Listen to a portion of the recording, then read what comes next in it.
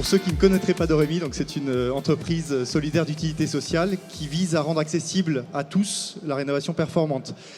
Alors qu'est-ce qu'on appelle rénovation performante? On a depuis l'année dernière une définition légale, donc c'est assez récent.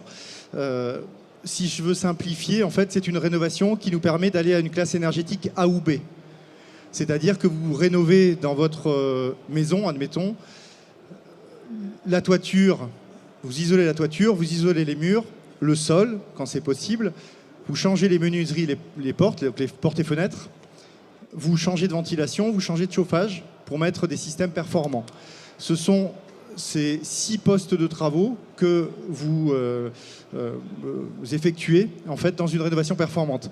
Ce qu'il faut voir, c'est qu'une rénovation performante, quand vous partez d'une passoire énergétique, une rénovation performante vous permet de diviser par 4, 6 ou 8 les factures de chauffage. Et ça, c'est pas du théorique, c'est du constaté. Hein, très concrètement, il y a plusieurs rapports ces derniers temps qui ont montré ça, notamment Perfinmind, donc un rapport de Definergie qui a montré qu'en France, on sait aujourd'hui faire ce type de rénovation. Par contre, ces rénovations-là, il faut les coordonner. Ce qu'on voit en fait sur le terrain aujourd'hui, et ça c'est une vraie préoccupation pour nous, c'est que on ne fait pas vraiment des rénovations énergétiques aujourd'hui. On fait des travaux de maintenance, des travaux d'entretien. On change parfois des chaudières, on change parfois des menuiseries, des fenêtres, mais on ne travaille pas globalement sur la maison. Et donc, une rénovation complète et performante, une rénovation globale, c'est une coordination de ces 6 postes de travaux pour effondrer la facture. Aujourd'hui, on sait le faire chez des ménages aisés, évidemment. On sait le faire chez des ménages modestes ou très modestes, à partir du moment où ils ne sont pas trop précaires. Ça, on le voit à côté d'Oremi. À partir du moment où les gens payent encore leur facture de chauffage et se chauffent encore à un niveau, on va dire, confortable, on sait aller chercher les mécanismes financiers, les artisans, pour faire ces travaux. La difficulté, c'est d'aller chez les ménages en grande précarité, où là, on a encore une étape supplémentaire, un accompagnement social renforcé à faire. Par contre, et je voudrais terminer là-dessus, ces rénovations, elles ne peuvent se faire que si on a des professionnels bien formés. Et ça, c'est un vrai défi pour nous. C'est-à-dire qu'aujourd'hui, on a formé quelques centaines d'artisans en France, quelques centaines de groupements d'artisans qui sont capables d'intervenir sur les chantiers en faisant de la performance. Mais aujourd'hui, il en faudrait des dizaines de milliers. Et donc tout l'enjeu dans les mois et les années qui viennent, c'est prioritairement et rapidement de faire monter en puissance ces groupements d'artisans pour qu'ils sachent faire ces travaux, coordonnés, optimisés, à coût maîtrisé, en faveur de l'ensemble de ces ménages.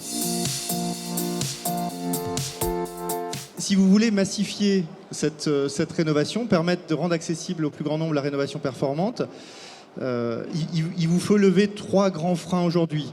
Le frein du nombre de professionnels, ça c'est un sujet, donc les faire travailler ensemble, les faire monter en compétences autour de ces compétences-là, qui sont spécifiques. Et en fait, la rénovation performante nécessite une coordination des corps de métier qu'on a peu travaillé pour l'instant. Il y a un sujet accompagnement. Ensemblier solidaire vise à répondre à ce sujet d'accompagnement, mais plus largement en France, on a un sujet d'accompagner les ménages dans leurs choix techniques, dans leurs choix financiers et dans le passage à l'acte, dans leur choix, enfin dans le, on va dire le frein psychologique, dépasser le frein psychologique que représente cet investissement. Donc ça, c'est un enjeu d'accompagnement, c'est un deuxième frein à lever. Et il y a le troisième frein qui est le financement. Donc l'enjeu, c'est vraiment de travailler sur ces 3 niveaux-là de façon simultanée. Et c'est une explication du fait que la rénovation performante n'émerge pas naturellement sur le marché aujourd'hui. C'est qu'il faut travailler sur ces 3 dimensions de façon simultanée pour qu'elles arrivent à monter en puissance. Peut-être un zoom sur le plus court terme.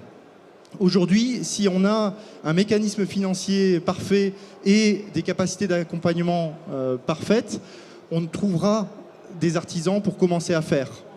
Je vous donne un chiffre. Hein. L'année dernière, on a rénové à peu près 40 à 50 000 logements à un niveau performant.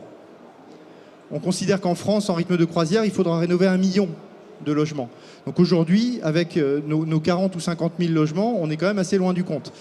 Si on veut passer à 100 000 ou à 150 000, ce n'est pas les artisans qui vont bloquer, c'est le mécanisme financier, pas le volume financier, mais le mécanisme financier simplifié et l'accompagnement.